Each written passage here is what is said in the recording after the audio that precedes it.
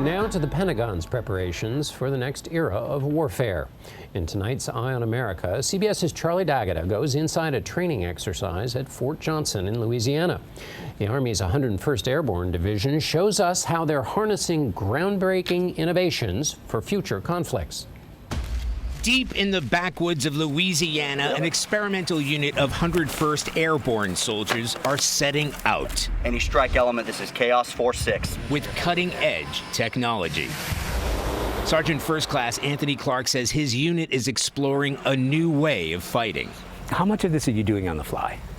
Almost all of it, but it's good. That's why we're here. We're to create those tactics, we're to create those standard operating procedures so that the next generation of soldiers understands from our mistakes and can be even more effective with the systems. Those systems include both surveillance drones and attack drones, decoys and jammers, directed by laptops or a cell phone app. 616 going terminal. Good.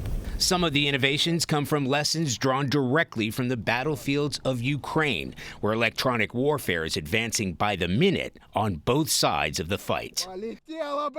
Now, the 101st ride looks like something out of Mad Max. Even in World War II, they were using brand new equipment, brand new methods, and they were extremely successful, and they learned from their mistakes. The 101st Airborne Division went into action during World War II. The Screaming Eagles were among the first Americans to descend into France on D-Day. Once again, everything is changing. The command post, well hidden in the trees, is minuscule, a fraction of the size Major General Brett Sylvia commanded 10 years ago. My command post was 10 different tents, 40 different vehicles, all kinds of huge radars and antennas that were everywhere. It was easy to see and therefore easy to kill.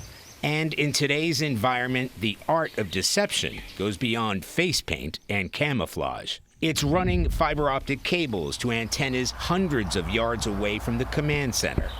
Then spreading out decoys, off-the-shelf circuit boards made to look like laptops, cell phones. Just the other night, the enemy was completely deceived by that and put an artillery barrage on just a bunch of decoys that were out in a field, and then this command post stayed safe and sound. I think you said it wasn't like hiding a needle in a haystack. It was hiding a needle in a stack of needles. They're also experimenting with robotic vehicles controlled by Lieutenant Parker Mitchell. Is this the future? Yes, sir, it absolutely is. And why? Why? Because there's no reason to trade blood for blood when we can trade blood for steel.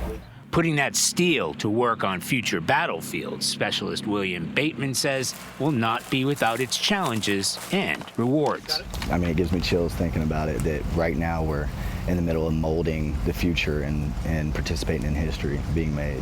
It's absolutely stunning. And not your grandfather's 101st? Nope, definitely not. Now, a new generation is putting innovation to the test on the battlefields of the future.